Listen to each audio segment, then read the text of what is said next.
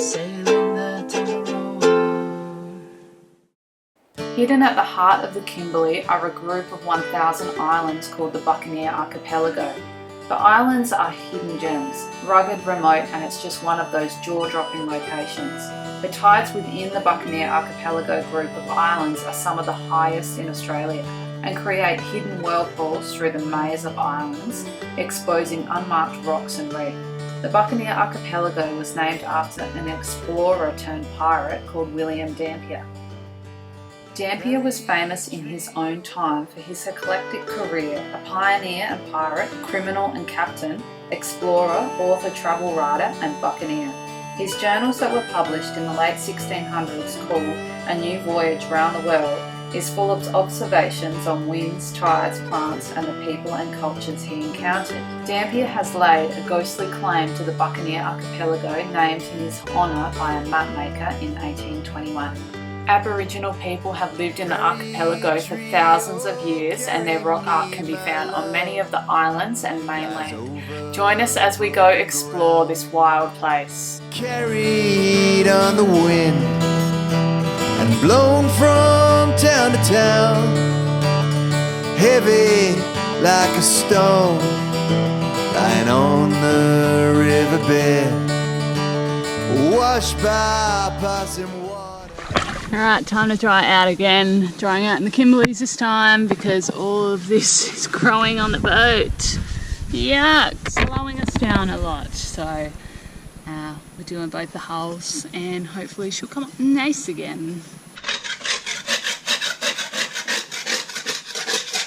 Dried out, we've cleaned the hulls. Tanga's looking schmick again. I found this little bay to dry out in and it worked out really well. Sun's going down. Another hot day in the Kimberleys. Like leaves carried on the wind,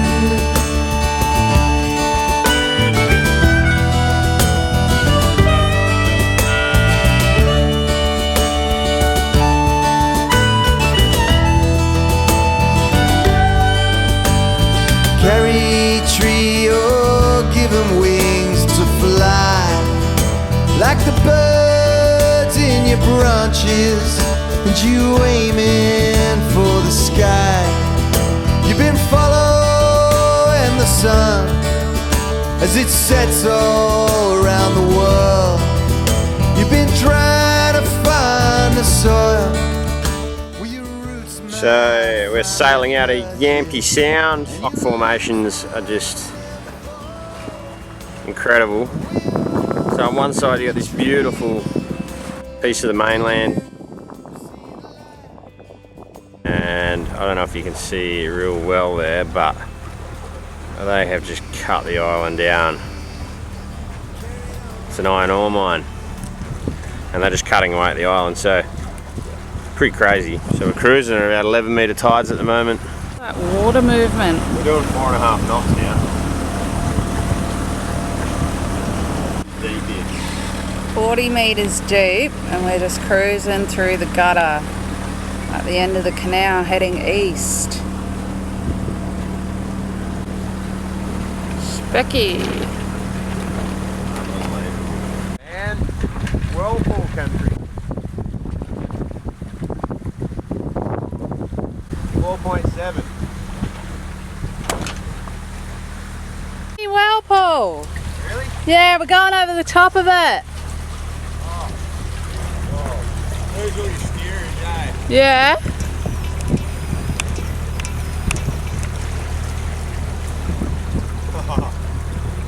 Look at that water movement. Are you losing control? Yeah, I've pretty much got no steering.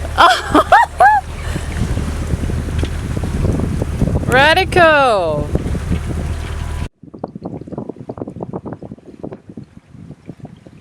Just doing snakies back there.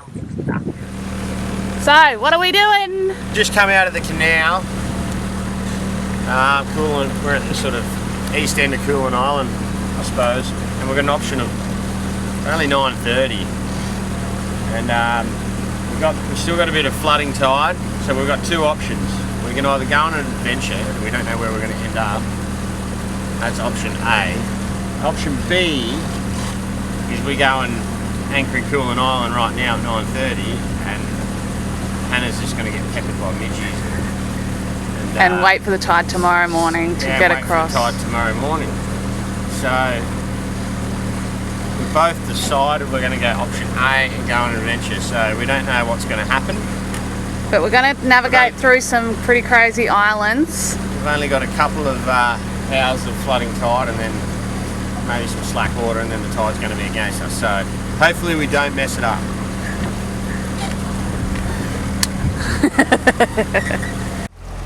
Coming up to a little bit of a gap that we thought that we were going to get through, but there's lots of mangroves, so I'm not sure if it's going to happen. We might be able to weave our way through. Oh, yeah. This is not a place where most boats go. No, I don't think many boats go through this. Alright, so it's come up to about 4.5 metres of water, and I think we'll be able to get through. We're just sussing it out now.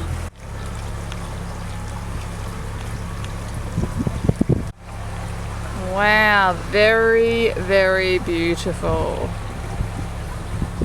We're actually sailing in the Kimberleys. This is awesome. We've got about 15 knots southeast, and we're heading across to Malome and Kingfisher Island. From our little adventure yesterday, we got into a nice little bay, and that gave us a better angle to get across with this wind. We also have the tide in our favour, so that's helping us scoot along in the right direction, which is awesome.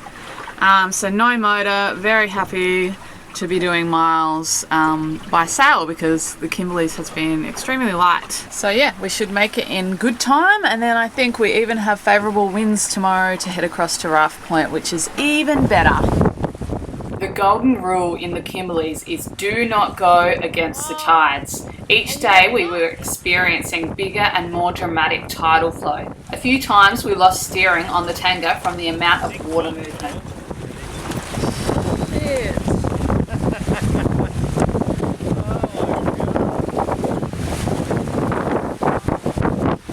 Wow.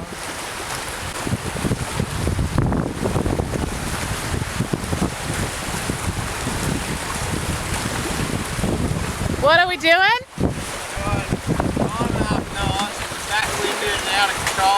You're turning around. Oh. Well. Are you going to do a 360? Oh shit. Oh my god. Why are we going back? Are we still going that way though? Here we go! Holy, we're just doing 360s. Okay, we're going, I don't even know what way. Watch the sailboat.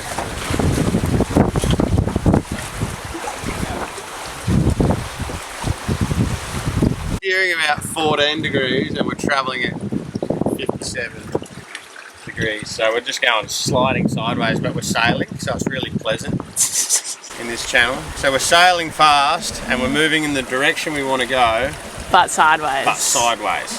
but it's really pleasant.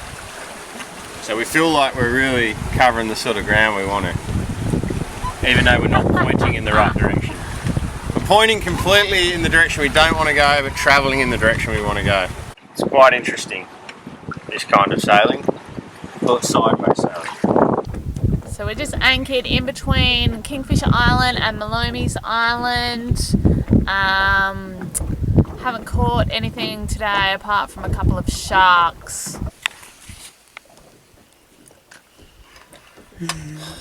Sharks. Oh wow. Little hammerhead. Oh, little hammerhead. Shivers.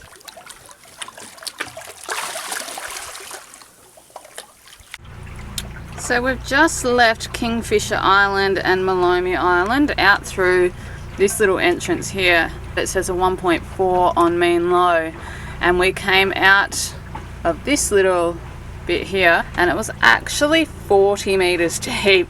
There's just a huge channel that runs all the way through here and a lot of water movement. So that was really interesting, and the drop off was just massive. We left on dead low tide, just at the change of the tide, so it's coming in. There's 9 meters of movement at the moment, so I think in another hour or two we'll be hooking along, and the current will be taking us quite fast across to Raft Point. Bit of breeze southeast, and yeah, we're heading over to Raft Point to hang out for a couple of days and wait for the right tides to do a day trip to Montgomery Reef, which I'm frothing for. This is yeah, one of the big things that we wanted to do in the Kimberleys on the Tanga, and hopefully it all pans out. We're just coming around the headland into Raft Point, and there are huge cliffs. There's Afterglow and Holly Rose sitting in there nicely.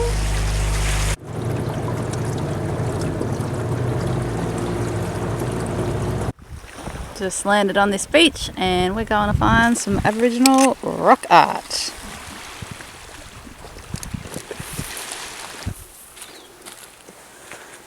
The big old girl, this one. What a beauty.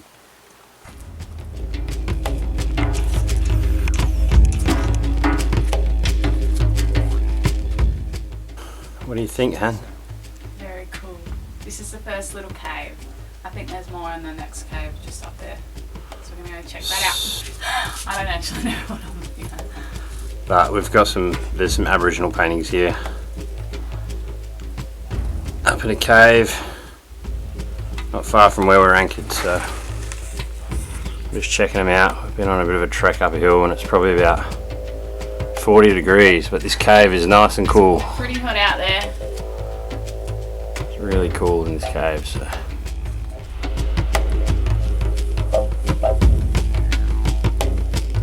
Wow.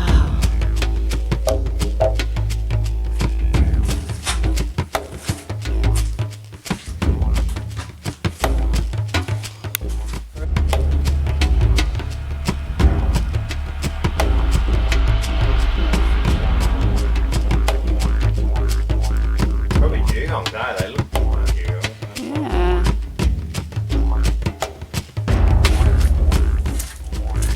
What a view from up here, this little spot.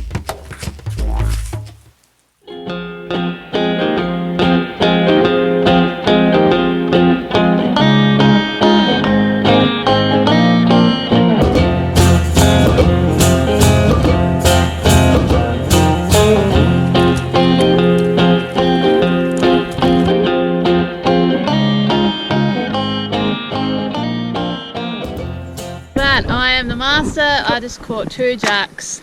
Thanks, babe, for taking them off. Fish drought is over. Subscribe to our YouTube channel and join us next time. And we are sailing out to Montgomery Reef. Just approaching this big channel in Montgomery Reef.